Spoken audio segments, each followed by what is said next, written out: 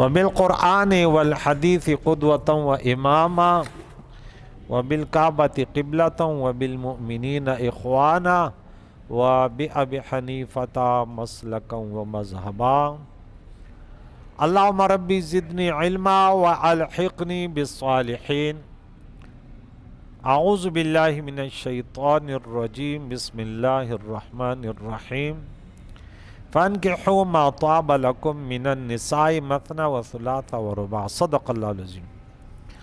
گزشتہ درس میں ہم نے آیت نمبر 3 اور 4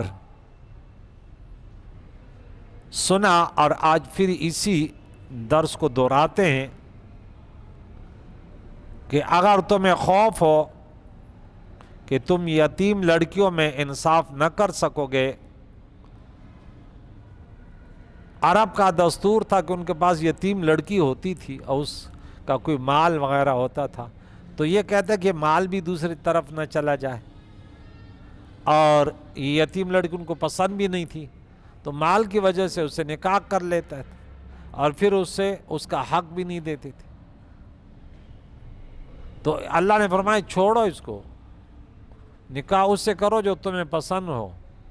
یہ زندگی کا سفر طے کرنا یہ آسان نہیں ہے اگر ہم سفر ایسے نہ ہو جس سے آپ کی طبیعت لگے۔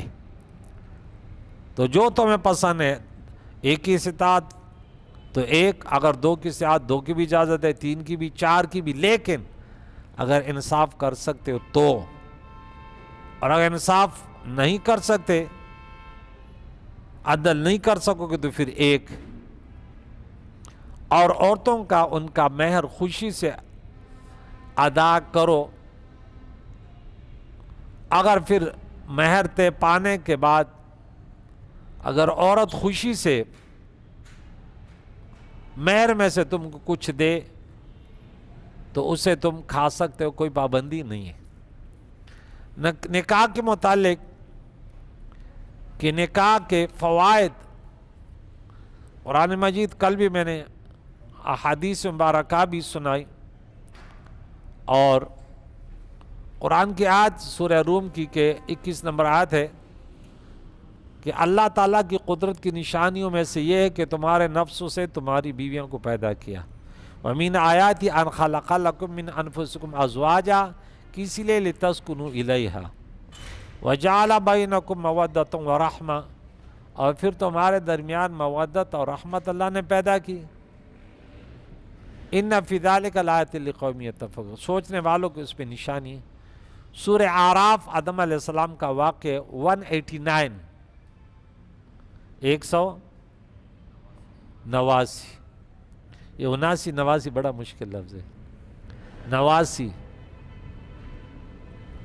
یہ اب کی کیا ہے؟ میں نے بولا یہ میری 89 89، بولا 89 کیسے؟ میں نے بولا اردو میں بولیں، بولا 89، اچھا 89۔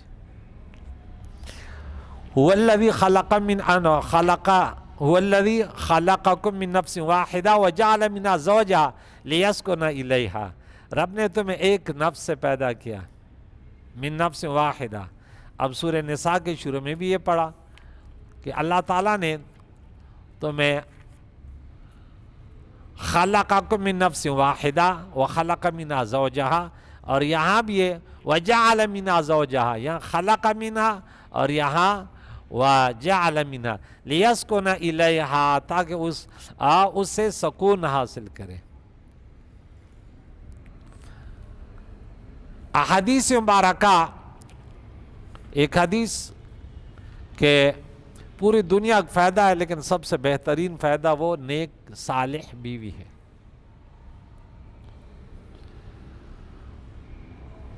اور نکاح اللہ کے نبی کی سنتوں میں سے، اور نبی کی سنتوں سے محبت کرنے والا تمام سنتوں سے، یہ حضور کی محبت کی علامت ہے۔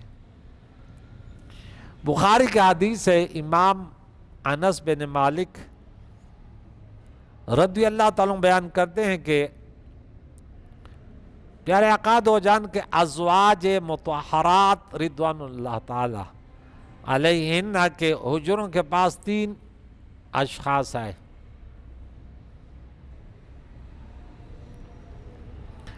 اور انہوں نے عقائد و جان کے عبادت کے متعلق سوال کیا. تو جب انہیں بتایا گیا کہ حضور کا طریقہ کار یہ ہے تو انہوں نے اس کو کم گمان کیا. انہوں نے کہا کہ کہاں حضور علیہ الصلوۃ والسلام، اللہ تعالیٰ نے آپ کے اگلے پچھلے بظاہر خلاف اللہ سب کام معاف فرما دیے، اور ہم تو بڑے گناہگار خطا کار ہیں. ایک نے کہا کہ میں ہمیشہ ساری رات عبادت کروں. حضور کبھی سو جاتے ہیں کبھی عبادت کرتے ہیں، میں تو پوری رات ہی عبادت کروں گا. تیسرے نے کہا کہ حضور کبھی روزے رکھتے کبھی نہیں، میں تو ہمیشہ روزے رکھوں گا. اور چوتھے نے کہا میں سرے سے نکاح نہیں کروں گا تاکہ اللہ کی بندگی میں لگا رہوں.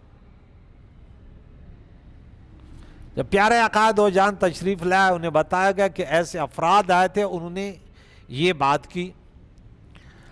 اللہ کے نبی نے فرمایا کہ تم لوگوں نے یہ بات کی ہے، اللہ کی قسم میں تم سب سے زیادہ اللہ سے ڈرنے والا ہوں، سب سے زیادہ خوف خدا رکھنے والا ہوں. اس کے باوجود کبھی نماز پڑھتا ہوں اور کبھی سو جاتا ہوں، اور میں کبھی روزے رکھتا ہوں نفلی، کبھی نہیں رکھتا، اور عورتوں سے نکاح بھی کرتا ہوں. سو جس نے میری سنت سے اعراض کیا، ارے وہ منزل کو نہیں پہنچے گا، وہ میرے طریقے پر نہیں ہے.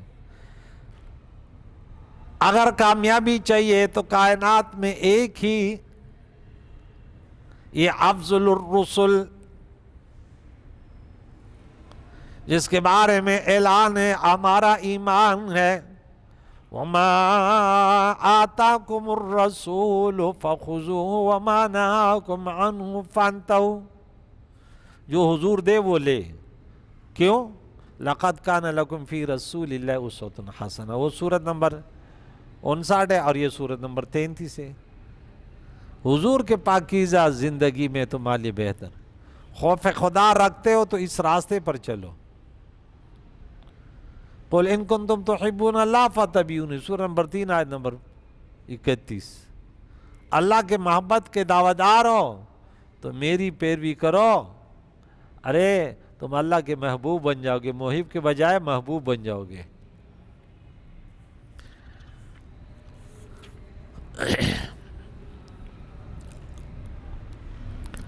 حضرت ابو ہریرہ رضی اللہ بیان کرتے ہیں کہ رسول اللہ صلی اللہ علیہ وسلم فرمایا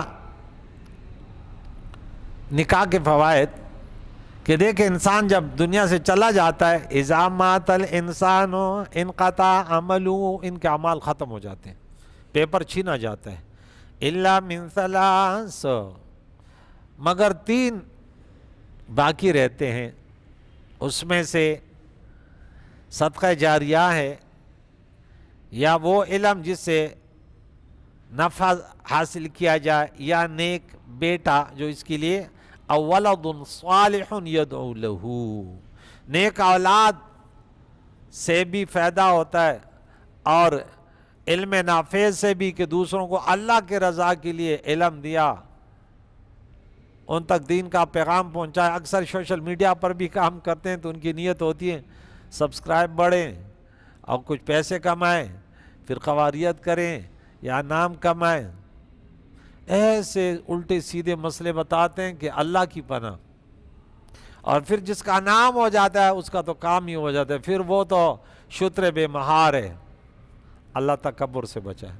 ایسی بکواسات کرتے ہیں کہ آپ حیران ہو جاؤ گے کہ 1400 سال میں اب تک کوئی، ارے عیسیٰ علیہ السلام کے لیے قرآن نہیں پڑھو، ہاں انا للہ. اور فٹ سے بولیں گے کون سی حدیث میں لکھا ہے؟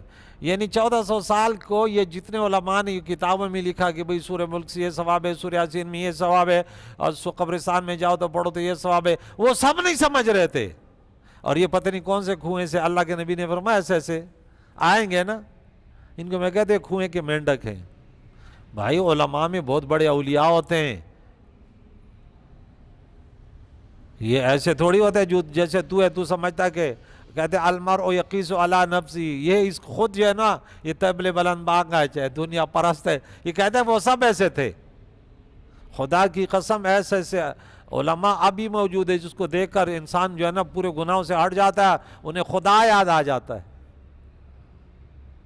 پتہ نہیں اپنے آپ کو تکبر سے اللہ بچا بولا ابھی. تو صدقہ جاریہ علم بھی ہے، اور قرآن پاک بھی آپ نے کسی کو دے دیا وہ پڑھ رہا ہے آپ کو ثواب ملے گا. یہ تسبیح ہے کسی نے آپ کو دے دیا آپ پڑھ رہے ہیں، اس میں بھی اس کا وہ ہے. بہرحال یہ اپنی اپنی جگہ وَلَيْسَ الْإِنسَانُ إِلَّا مَا سَعَىٰ میں گفتگو کریں گے. اور یہاں جو ہے نکاح کے فضائل ہو رہے ہیں، نکاح کے حکمتیں اور فوائد سے چند باتیں آپ کو کر دوں کہ نکاح کے ذریعے نسل انسان کا فروغ ہوتا ہے. انسان میں شہوت اس لیے رکھی گئی ہے کہ مذکر بیج کا اخراج کرے اور مؤنث کی کھیتی میں اس کا کاشت کرے. اللہ تعالیٰ چاہتا تو اس کے بغیر بھی نسل انسانی کی افزائش کر سکتا تھا، لیکن اللہ تعالیٰ کی حکمت کا یہ تقاضا تھا کہ اسباب کا مسببات پر ترتب ہو. مسلمان کو چاہیے کہ وہ اللہ تعالیٰ کے حکم کی اطاعت کی وجہ سے اولاد کی طلب کی کوشش کرے، اور رسول اللہ صلی اللہ علیہ وسلم سے محبت کی وجہ سے آپ کی امت کو بڑھانے کی کوشش کرے. دوسرا فائدہ اس کا یہ ہے کہ نکاح کے ذریعے اولاد کا حصول ہوتا ہے، اور انسان کو نیک اولاد کی دعائیں حاصل ہوتی ہیں جو بعض اوقات اس کی مغفرت کا ذریعہ، بخشش کا ذریعہ بن جاتا ہے. نمبر 3، انسان اولاد کی اچھی تربیت کر کے ملک و ملت کی تعمیر اور استحکام کے لیے افراد مہیا کرتا ہے. یہ اچھے اچھے نوجوان جو پیدا ہوتے ہیں یہ تو والدین کی وہ ہے نا، ان کی دعائیں، ان کی تربیت کی قدر. یہ دنیا ویسے آباد ہے تو کرنے والے تو اللہ کی ذات ہے، لیکن انسان ایک سبب ہے، اس کی اچھی نیت ہے کہ وہ اچھی نیت کرے. میں نکاح کروں گا، میری اولاد ہوگی، علماء بناؤں گا، دین کے خادمین بناؤں گا، ملک کے محافظ مجاہدین بناؤں گا. نمبر 4، اولاد کی وجہ سے رسول اللہ علیہ وسلم کی سیرت کے اس حصے پر عمل کا موقع ملتا ہے جس کا تعلق اولاد سے ہے. نمبر 5، اللہ تعالیٰ اور اس کے رسول صلی اللہ علیہ وسلم کی جن احکام کا تعلق اولاد سے ان پر عمل کرنے کا موقع ملتا ہے. نمبر 6، اولاد کی تربیت اور پرورش کر کے مسلمان اللہ تعالیٰ کی صفت ربوبیت کا مظہر بن جاتا ہے. کما ربیانی صغیرا. پس میں ایک شعر ہے لیکن وہ میں نہیں سناتا، ایسا نہ کوئی فتویٰ لگ جائے. حالانکہ وہ جو انہوں کہتے ہیں زخو درے رب منم سر داخلہ، تو اس کا معنی ہوتا ہے کہ ایک باپ رب یعنی بمانے تربیت کرنے والا، اس مکان کا رب، یعنی جس طرح یوسف علیہ السلام کے واقعے میں آئے گا تو رب بمانے تربیت کرنے والا بھی آتا ہے، لیکن مطلق بولے جاتے تو وہ خالق اور مالک ہی مراد ہوتا ہے. نمبر 7، جب انسان بوڑھا ہو جاتا ہے تو اولاد ان کا سہارا ہو جاتا ہے. نیک اولاد خدمت کرتے ہیں بوڑھے والدین کی. الحمدللہ مسلمان مومن ایک اچھا طریقہ ہے کہ والدین کو پھر وہ ذلت کی زندگی سے بچاتے ہیں. اب تو اور ہاؤسے کیا بنتے ہیں، اب یہ بھی مسلمان بھی ان کے رنگ میں رنگنے کی کوشش کرتے ہیں. نمبر 8، بچوں کی وجہ سے انسان کا گھر میں دل بھیلتا ہے، دل لگتا ہے. انسان بیمار ہو تو بچے اس کی تیمارداری کرتے ہیں. نمبر 9، بچوں کی کفالت کی وجہ سے انسان کے دل میں زیادہ سے زیادہ محنت کرنے اور کمانے کا جذبہ پیدا ہوتا ہے. بچوں کی وجہ سے انسان کے دل میں رحم اور ہمدردی پیدا ہوتی ہے. شادی شدہ شخص معاشرے میں الگ تھلگ نہیں رہتا اور اس کو عزت اور توقیر کی نگاہوں سے دیکھا جاتا ہے اور اس کی معاشرتی اور تمدنی زندگی میں اضافہ ہوتا ہے۔ اولاد کی شادی بیاہ کی وجہ سے نئے نئے رشتہ داریاں پیدا ہوتی ہیں، اور بچے اگر کم عمر میں فوت ہو جائیں تو وہ ماں باپ کی شفاعت کرتے ہیں اور ان کی مغفرت کا سبب بن جاتا ہے۔ ماں باپ کی تعلیم کی وجہ سے اولاد جو نیکیاں کرتے ہیں ان کا اجر ماں باپ کو ملتا ہے۔ بعض اوقات اولاد کی نیکیوں سے ماں باپ کی مغفرت ہو جاتی ہے۔ نکاح کے ذریعے انسان کی شہوت کا زور ٹوٹ جاتا ہے اور شیطان کے شر سے محفوظ ہو جاتا ہے، اس کی نظر پاکیزہ ہو جاتی ہے اور وہ بدکاریوں سے بچتا رہتا ہے۔ پیارے آقا دو جان نے فرمایا جو شخص نکاح کرتا ہے وہ اپنے نصف دین کو محفوظ کر لیتا ہے، سو باقی نصف دین کو محفوظ کرنے کے لیے اللہ سے ڈرتا رہے۔ انسان کی بیوی انسان کے لیے سکون کا ذریعہ ہے، لے یسکن الیہا، اللہ نے فرمایا نکاح کی وجہ سے انسان پر اس کی بیوی اور بچوں کی ذمہ داریاں بڑھ جاتی ہیں اور ان کے حقوق و فرائض ان کے ساتھ متعلق ہو جاتے ہیں اور اس کی قوت عمل میں اضافہ ہوتا ہے۔ انسان انتہائی محنت کرتا ہے اور کہتا ہے نہیں اولاد کی تربیت کرنی ہے، سوچیں ان کی اچھی ہو جاتی ہیں۔ انسان اپنے اہل و عیال کے اصلاح میں مصروف ہوتا ہے اور جو شخص صرف اپنے اصلاح میں منہمک ہو اس سے اس کا درجہ بہت زیادہ ہے تو جو اپنے اہل و عیال کے محنت میں لگا رہتا ہے۔ ابو سعید الخدری رضی اللہ بیان کرتے ہیں رسول اللہ صلی اللہ علیہ وسلم نے فرمایا جو شخص اچھی طرح نماز پڑھتا ہو، اس کے بچے زیادہ ہوں اور مال کم ہو اور وہ شخص مسلمانوں کی غیبت نہ کرتا ہو، میں اور وہ جنت میں ایک ساتھ ہوں گے۔ عائشہ صدیقہ رضی اللہ تعالیٰ بیان کرتی ہیں کہ جب کسی شخص کے گناہ زیادہ ہو جاتے ہیں تو اللہ تعالیٰ اس کو بال بچوں کے غم میں مبتلا کر دیتا ہے اور ان کے گناہ معاف کر دیتا ہے۔ ام سلمہ رضی اللہ بیان کرتی ہیں کہ جس شخص نے اپنی دو بیٹیوں یا دو بہنوں یا اپنے دو رشتہ دار لڑکیوں پر خرچ کیا حتیٰ کہ اللہ تعالیٰ نے ان کو اپنے فضل سے غنی کر دیا یا ان سے کفایت کر دی تو وہ اس کے لیے جہنم سے حجاب ہو جائے گی، جہنم سے پردہ ہو جائے گا۔ جس کی دو بچے نابالغ فوت ہو جائیں، 3 پھر 2 پھر بولے 1 بھی ہو جائے تو وہ جہنم سے نجات کا ذریعہ شفاعت کریں گے۔ اچھا اس کے علاوہ آپ کو نکاح کے فوائد ہیں۔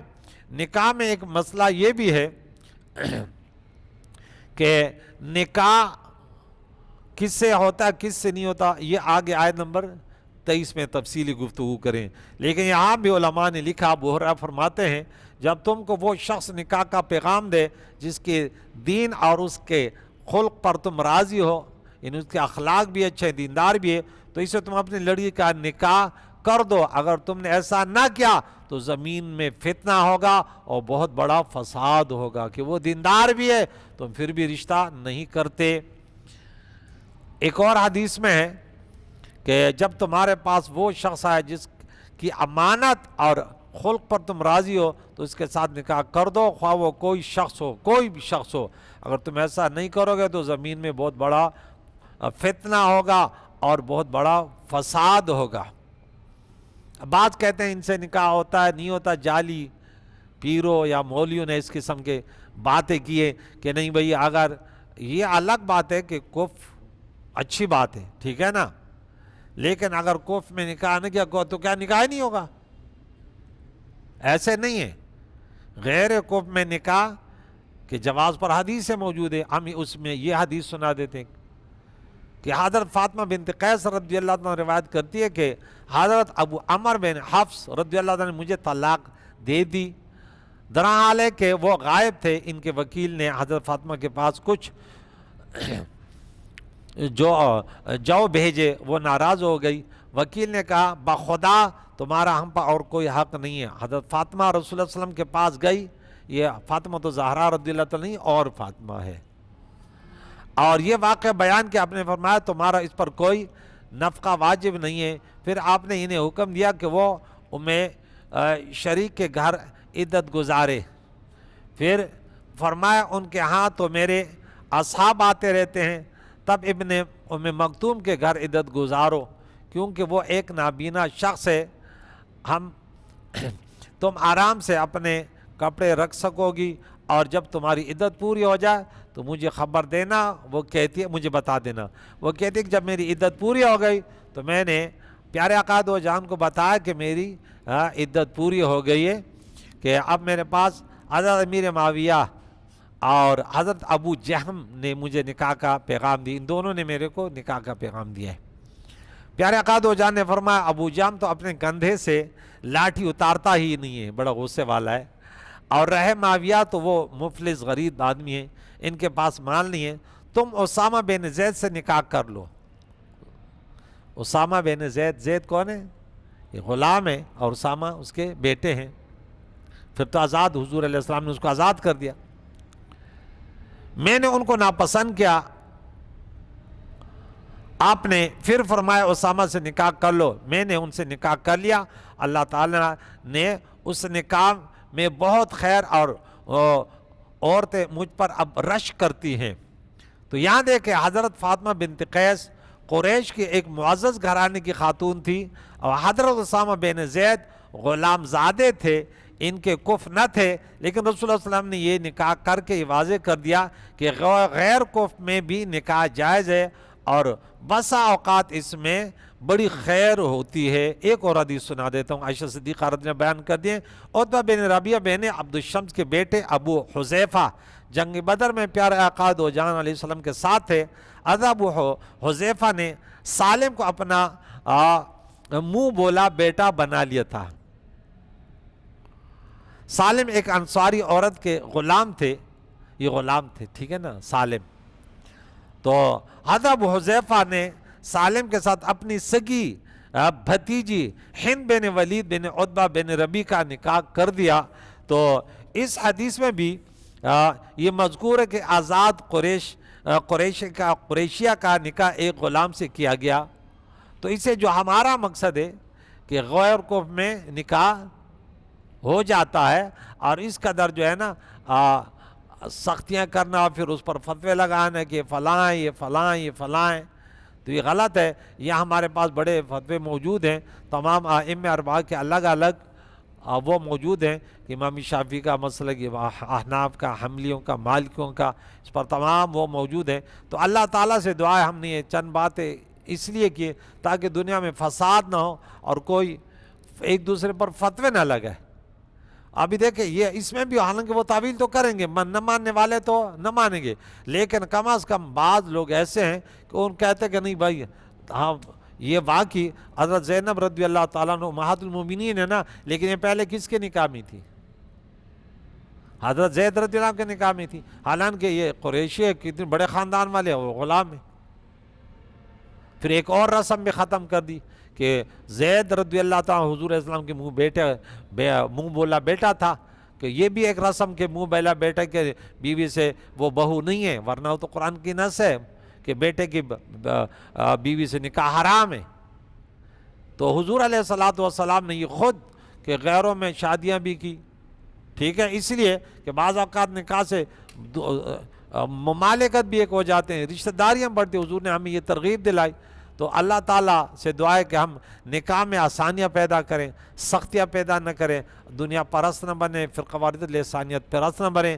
ہاں وہ بات کہ دینداری کے لیے سوچیں کہ اس میں ہمارے نبی کا فرمان ہے، ہماری رب کی رضا ہے۔ اللہ تعالیٰ میں فتنوں سے بچائے، جنگ و جدال سے بچائے۔ یا اللہ پیارے نبی کی پیاری شریعت کو سیکھ کر اس پر عمل کرنے کی توفیق عطا فرما۔